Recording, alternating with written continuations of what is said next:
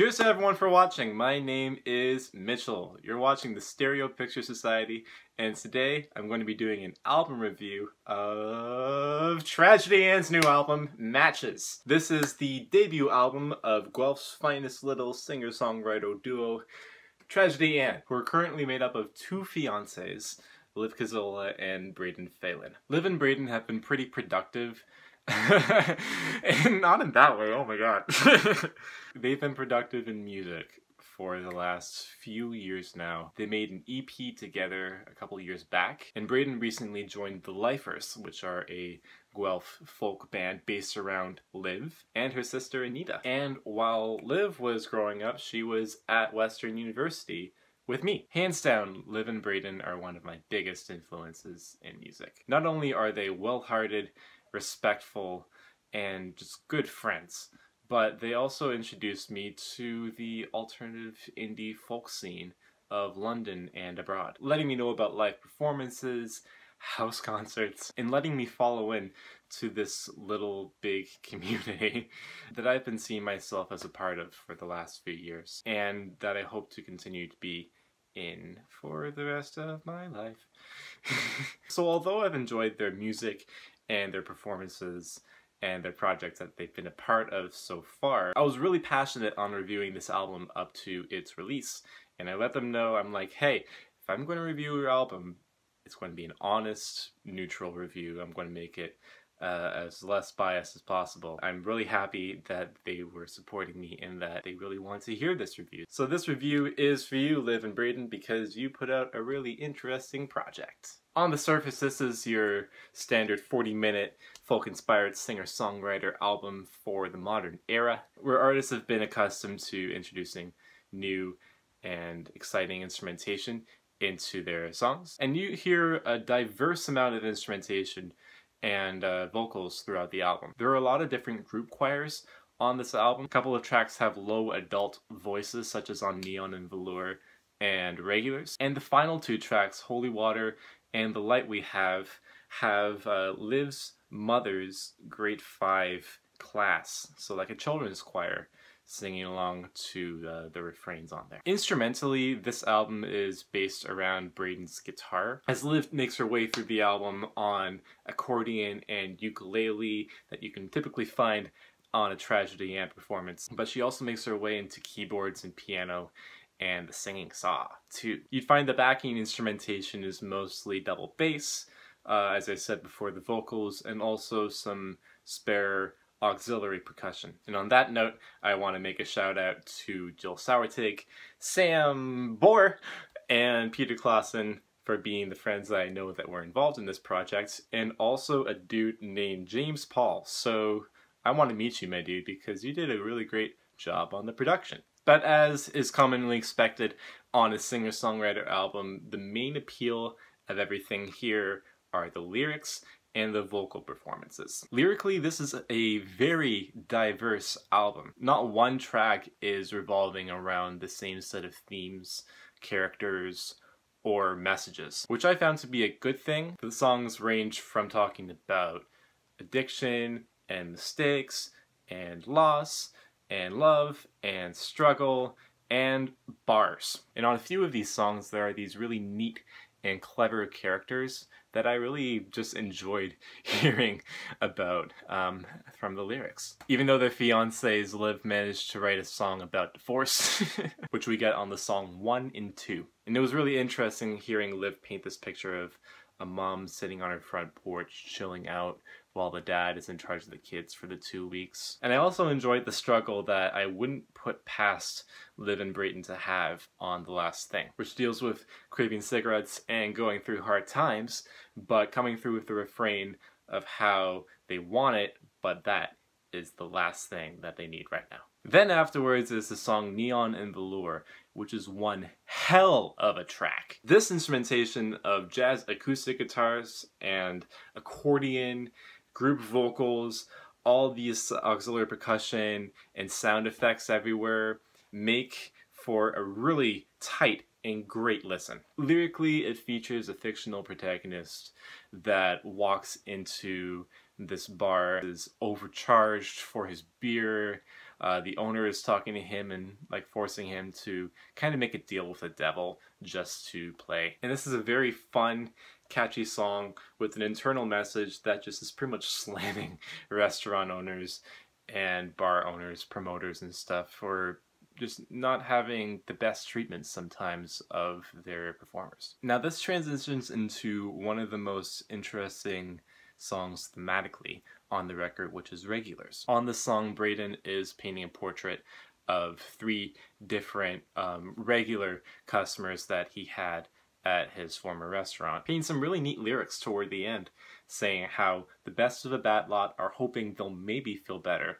and when their hearts aren't at home, they all sit alone together. That's some really powerful shit, man. And I think it made for an interesting track, but not quite in the ways that I would have hoped. For one, this track leads into the midsection of the album, and Braden goes off on some pretty personal songs that I don't think match the vibe of the other songs on the record. Later in the midsection of the album, we get the song Too Soon, which is about Braden's dog dying. And just before that is the song Kids, which is this really happy, lively 30-second song that I felt could have been built up a little bit more to at least like a 1.5-minute little banger. Way too short of a track. And then also in the midsection is the song Snooze. It's pretty much a song with Braden at the electric guitar singing about Liv just falling asleep on his arm as they're watching a movie. And him just being the romantic butthole that he is. Just talking about how he's going to eat all of Liv's candy and how the sweetest thing in the room is her. And, oh man.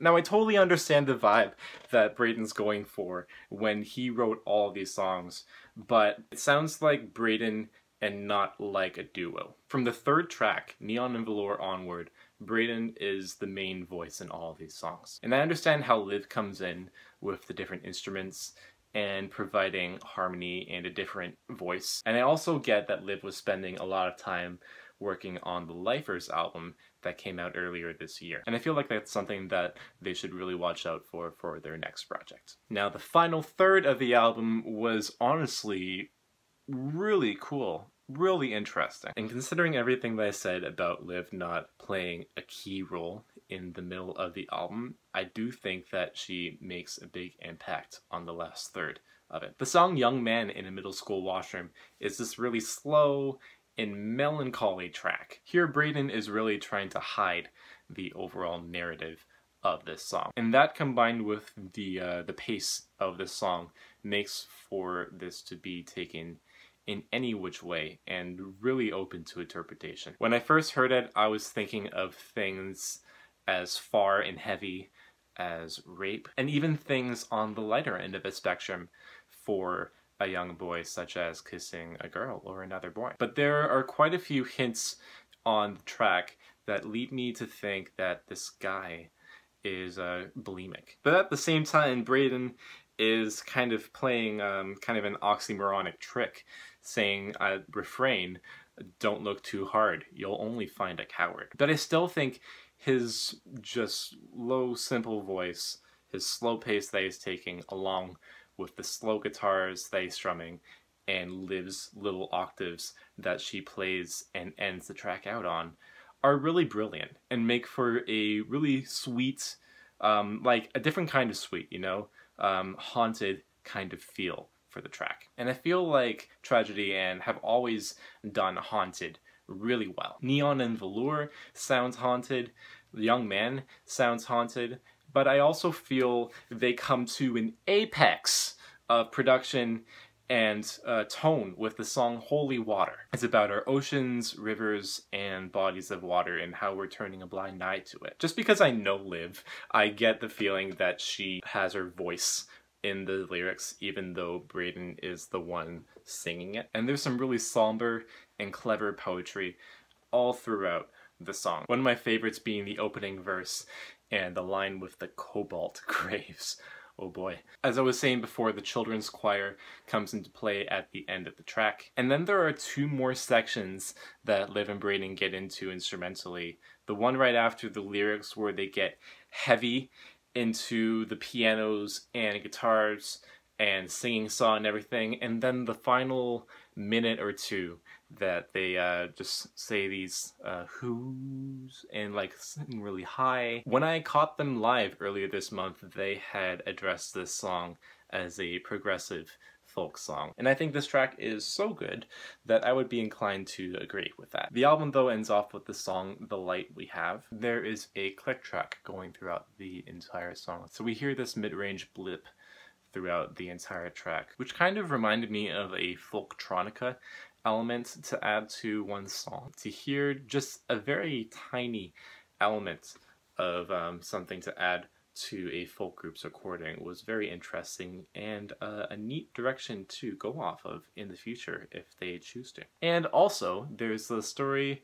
of little Eva. And I'll let Tragedy Ann say the story, but basically Eva had inspired the refrain of "you get what you get and you don't get upset." And I think everything came together cohesively and made for an enjoyable listen for the last track. So all in all, I kind of see this album as a mixed bag, but I think that's expected for any group's first record. There's a lot of cool poetry and neat instrumentation to read into on this record. I would say the album revolves around two things, mostly celebrating the joy and life that you have, and also circling around the theme of adjustment. And I think it's important to acknowledge that when you're dating somebody, when you're getting married to that somebody, when you're going from job to job, performance to performance, and when you're settling in with somebody, it's a transition. And I think Tragedy Ann is weaving that through the tone of the album quite nicely.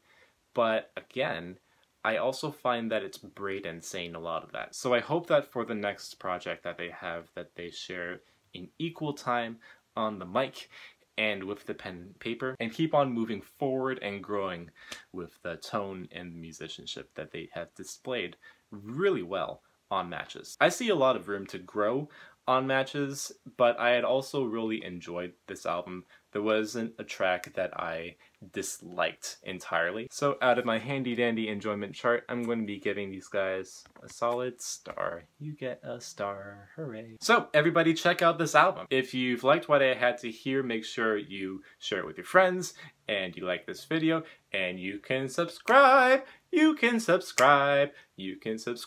to my channel. Make sure to watch some of my other videos if you've enjoyed hearing my opinions on music and listening to my voice. And I hope you all are doing well on this pretty sunny day, and I hope you all have a really good weekend too. Cheers again for watching. My name has been Mitchell, and I'll see you soon.